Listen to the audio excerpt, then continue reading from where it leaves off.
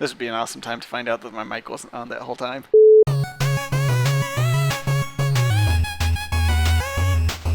Alright, today I'm going to be showing off something that I've been talking about a little bit on Twitter and on the Steam forums and stuff. As you can maybe tell from the boxes around me, my office is a little bit of a mess right now as I'm getting things packed up to move to a new apartment soon, but I figured I could talk a little bit about this thing anyway. So this is basically what I did is I took Super Win the game and stripped out everything related to the gameplay and just left the CRT simulator, the shaders and all that tech in there. And then I added a little bit of code to blit screen data from any other window into what would normally be the render target texture where I composite the game scene. So the end result is like I can so I'll show here, I can blit image data from, for instance, an NES simulator here to my own application. It's pretty fast. There's maybe like a 60th or 30th of a second latency, but otherwise it works pretty well.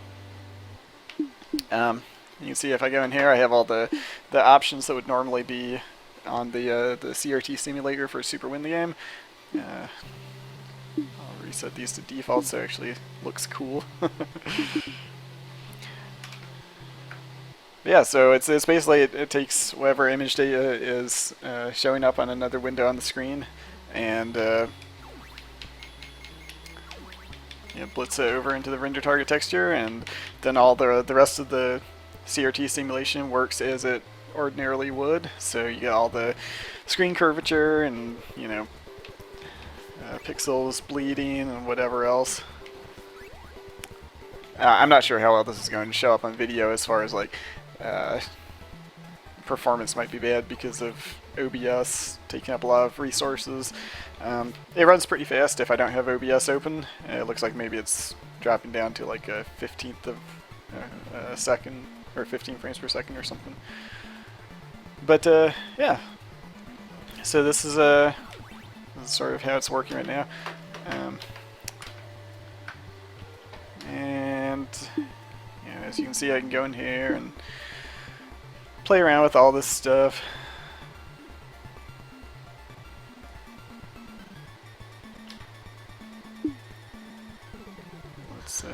Let's bring the scan lines up, make everything a little bit brighter, add some artifacts, get rid of that flicker. I'll mostly get rid of it. A little flicker I think looks nice. Bring the sharpness up.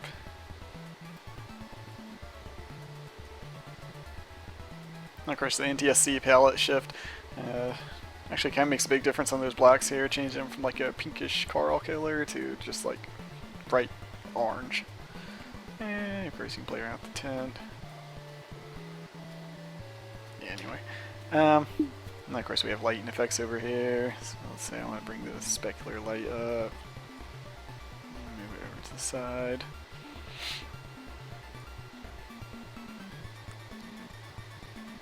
So we have the reflections on the side of the screen. That always looks nice when stuff is in motion. And I'll bring the brightness, bloom brightness a little bit up. So obviously a very, very different look than what we've had before. So I'm not really sure if this is something I'm going to like release other than maybe like a demo version. There's a lot of problems I would have to solve to make this like a real piece of software that people would want to download or potentially buy. One of the big things right now is like the application that is getting blitted to the screen has to still have focus. So for instance right now FCEUX, my NES emulator, well not my emulator, but the emulator I'm using, it has focus. So that's receiving the gamepad data right now. If I want to, make changes to the CRT simulator, I have to Alt-Tab over to my application here and bring up the options menu and then Alt-Tab back to the emulator. So I would have to solve some of those problems. Also, there's problems where like if I you know, I can, let me not die here real quick. So for instance, if I switch over to my application, I can, I can make that full screen, but then the emulator is still running in the background, so I have to alt-tab to that, and then, even if I were to make my application like always topmost, the taskbar at the bottom of the screen would still show up there, so that wouldn't really be like a good user experience as far as trying to fake like it's the thing that has focus. So there's a lot of things like that I haven't really had time to look into solving yet. Also, this is only running on Windows right now. I'm sure there are equivalents of like the bitblit or stretchblit commands for Mac or Linux, but again, I haven't had time to look at anything beyond just doing a small demo here. I did briefly attempt bringing Shovel Knight over into the CRT simulation, which looked pretty cool. And potentially, like, any application could run here. So far, I haven't been able to get it to play nice with 3D applications. I tried running Eldritch and Neon Struct through this thing, and it didn't want to do that. I'm not sure if there's, like, maybe Direct 3D doesn't like splitting between two separate Direct 3D applications at the same time, or I'm not really sure what the deal there was, but I couldn't get that to work. But for a lot of 2D games, I've had some success with that. I'll recompile this real quick. So there's this code is like super hacky right now. Basically, the way it works is oops.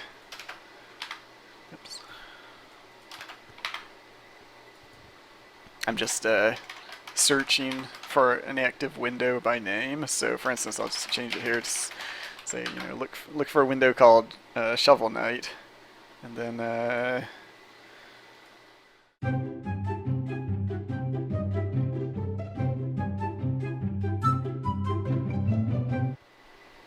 so yeah, I mean, you can tell this is like very much hacked together right now.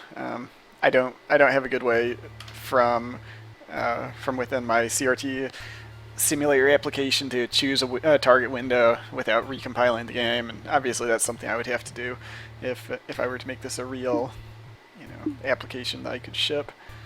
But yeah, I mean, it's a pretty cool demo prototype, something.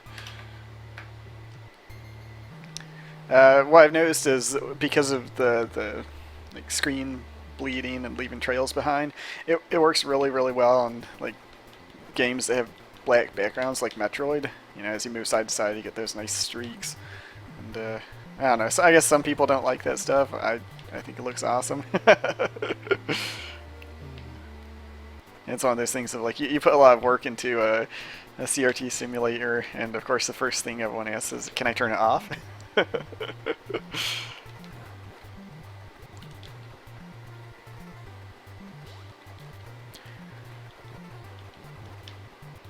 Yeah, because this is just blatant screen data from the application, what I could also do is like I could turn off.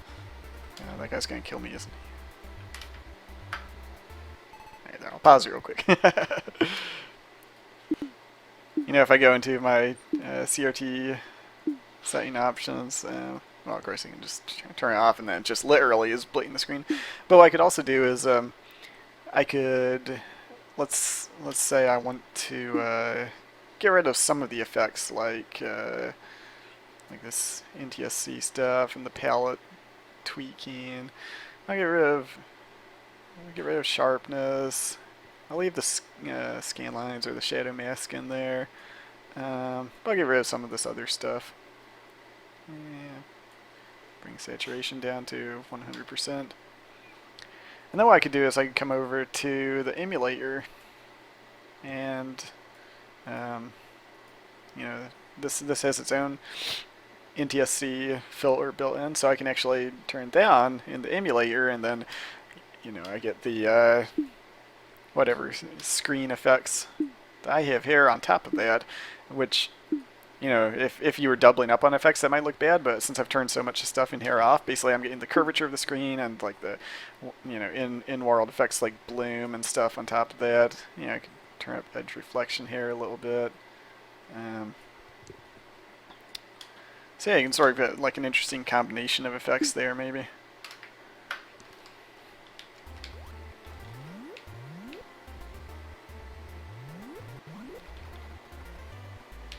Now I feel like I turned the saturation down too much. Yeah,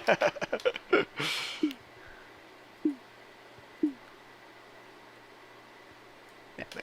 That looks a little bit better.